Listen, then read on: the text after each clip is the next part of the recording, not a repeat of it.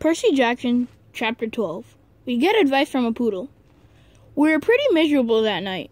We camped out in the woods, 100 yards from the main road, in a marshy clearing that local kids had obviously been using for parties. That ground was littered with flattened soda cans and fast food wrappers. We'd taken some food and blankets from Auntie M, but we didn't dare light a fire to dry our damn clothes. The Furies and Medusa had provided enough excitement for one day. We didn't want to attract anything else. We decided to sleep in shifts. I volunteered to take first watch. Annabeth curled up on the blankets and was snoring as soon as her head hit the ground. Glover fluttered with his flying shoes to the lowest bough of a tree, put his back to the trunk, and stared at the night sky. "Go ahead and sleep," I told him. "I'll wake you if there's trouble." He nodded, but still didn't close his eyes. "It makes me sad, Percy." "What does? The fact that he signed up for this stupid quest?" "No. This makes me sad." He pointed out all the garbage on the ground. "And the sky. You can't even see the stars. They polluted the sky. This is a terrible time to be a satyr." "Oh yeah, I guess you'd be an environmentalist." He glared at me. "Only a human wouldn't be. Your species just clogging up the world so fast." Never mind. It's useless to lecture a human. At the rate things are going, I'll never find Pan. Pam? Like a cooking spray? Pan, he cried indignantly. Pan. P-A-N. The great god Pan. What do you think I want a searcher's license for? A strange breeze wrestled through the clearing, temporarily overpowering the stink of trash and muck. It brought the smell of berries and wildflowers and clean rainwater, things that might have once been in these woods. Suddenly, I was nostalgic for something I'd never known. "Tell me about the search," I said. Grover looked at me cautiously, as if he was afraid I was just making fun. "The god of wild places disappeared 2,000 years ago," he told me. "A sailor off the coast of Thos heard a mysterious voice crying out from the shore. 'Tell them that the great Pan has died.' When humans heard the news, they believed it. They've been pillaging Pan's kingdom ever since. But for the satyrs, Pan was our lord and master. He protected us in all the wild places of earth. We refused to believe that he died. In every generation, the brave satyrs pledged their lives to finding Pan. They searched the earth, exploring all the wildest places, hoping to find where he is hidden, and wake him from his sleep.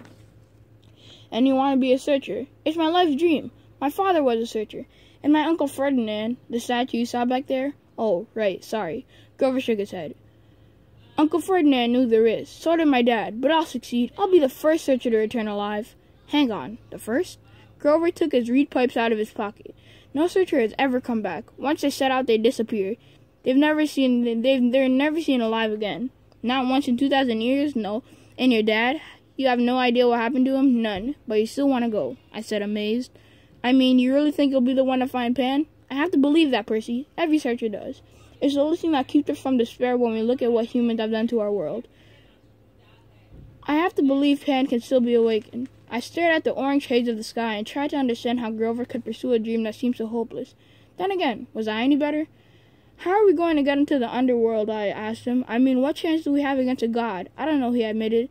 "But back in Medusa, when you were searching for her office, Annabeth was telling me—" "Oh, I forgot. Annabeth will have a plan all figured out." "Don't be so hard on her, Percy. She's had a tough life, but she's a good person. After all, she forgave me." His voice faltered. "What do you mean?" I asked. "Forgave you for what?" Suddenly, Grover seemed very interested in playing notes on his pipe. "Wait a minute," I said. "Your first keeper job was 5 years ago. Annabeth has been at the camp for 5 years. She wasn't... your first assignment that went wrong." "I can't talk about it," Grover said, and his quivering lower lips suggested he'd start crying if I pressed him. But, as I was saying, back in Medusa's, Annabeth and I agreed there's something strange going on with this quest. Something isn't what it seems. "Well, duh, I'm getting blamed for stealing a thunderbolt that Hades took." "That's not what I mean," Grover said. The kindly ones were sort of holding back, like Miss Dodds at Yancey Academy." Why did you wait so long to try to kill you?" "Then on the bus, they weren't as aggressive as they could have been. They seemed plenty aggressive to me." Grover shook his head. "They were screeching at us." "Where is it? Where?" "Asking about me?" "Maybe, but Annabeth and I both got the feeling they weren't asking about a person. They said, 'Where is it?' They seem to be asking about an object. That doesn't make sense." "I know, but if we've misunderstood something about this quest, and we only have 9 days to find the Master Bolt," he looked at me like he was hoping for answers, but I didn't have any. I thought about what Medusa had said. I was being used by the gods. What lay ahead of me was worse than petrification. "I haven't been straight with you," I told Grover. I don't care about the Mashable. I agreed to go to the underworld so I could bring back my mother. Grover blew a soft note out of spite. I know that, Percy, but are you sure that's the only reason? I'm not doing it to help my father. He doesn't care about me. I don't care about him. Grover gazed down from his tree bench. Look, Percy, I'm not as smart as Annabeth. I'm not as brave as you, but I'm pretty good at reading emotions. You're glad your dad is alive. You feel good that he's claimed you, and part of you wants to make him proud. That's why you mailed Medusa's head to Olympus. You wanted him to notice what you done. Well, maybe Satyr emotions work differently than human emotions. Because you're wrong. I don't care what he thinks. Grover pulled his feet up onto the branch. Okay, Percy, whatever. Besides, I haven't done anything worth bragging about. We barely got out of New York, and we're stuck here with no money and no way US.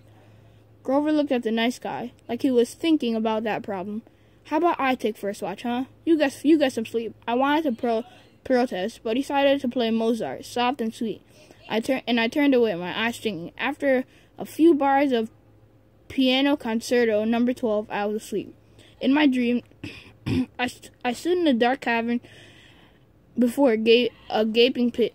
Gray mist creatures churned all around me, whispering rags of smoke that I somehow knew were the spirits of the dead. They tugged at my clothes, trying to pull me back, but I felt compelled to walk forward to the very edge of the chasm. Looking down made me dizzy. The pit yawned so wide and was so completely black, I knew it must be bottomless. Yet I had a feeling that something was trying to rise from the abyss, something huge and evil. The little hero in a moist voice echoed far down in the darkness. Too weak, too young, but perhaps he will do. The voice felt ancient, cold, and heavy. It wrapped around me like sheets of lead. They have misled you, boy, it said. Barter with me. I will give you what you want. A shimmering image hovered over the void. My mother, frozen at the moment she dissolved in a shower of gold. Her face was distorted with pain, as if the Minotaur was still squeezing her neck. Her eyes looked directly at me, pleading, "Go!" I tried to cry out, but my voice wouldn't work. Cold laughter echoed from the chasm. An invisible force pulled me forward. It would drag me into the pit unless I stood firm. Help me rise, boy. The voice became hungrier. Bring me the bolt. Strike a blow against the treacherous gods. The spirits of the dead whispered around me. No, wake. The image of my mother began to fade. The thing in the pit tightened me in its unseen grip around me. I realized it wasn't interested in pulling me in. It was using me to pull itself out. Good, it murmured. Good. Wake, the dead whispered. Wake! Someone was shaking me. My eyes opened, and it was daylight. Well, Annabeth said, the zombie lives. I was trembling from the dream. I could still feel the grip of the chasm monster around my neck. How long was I asleep? Long enough for me to cook breakfast. Annabeth tossed a bag of natural-flavored corn chips from Auntie M's snack bar, and Grover went exploring. Look, he found a friend. My eyes had trouble focusing. Grover was sitting cross-legged on a blanket with something fuzzy in his lap. A dirty, unnaturally pink, stuffy animal. No, it wasn't a stuffed animal. It was a pink poodle. The poodle yapped at me suspiciously. Grover said, "No, he's not." I blinked. "Are you talking to that thing?" The poodle growled. "This thing is our ticket west. Be nice to him." "You can talk to animals." Grover ignored the question. "Percy, meet Gladiola. Gladiola, Percy." I stared at Annabeth, figuring she'd crack up at this practical joke they were playing at me, but she looked deadly serious. "I'm not saying hello to a pink poodle," I said. "Forget it." "Percy," Annabeth said. "Say hello." I said hello to the poodle. "You say hello to the poodle." The poodle growled. I said hello to the poodle. Grover explained that he'd come across Gladiola in the woods, and they struck up a conversation. The poodle had run away from a rich local family who'd posted a $200 award for its return. Gladiola really didn't want to go back to his family, but he was willing to if it meant helping Grover. "How does Grover know about the reward?" I asked. "He read the signs." Duh.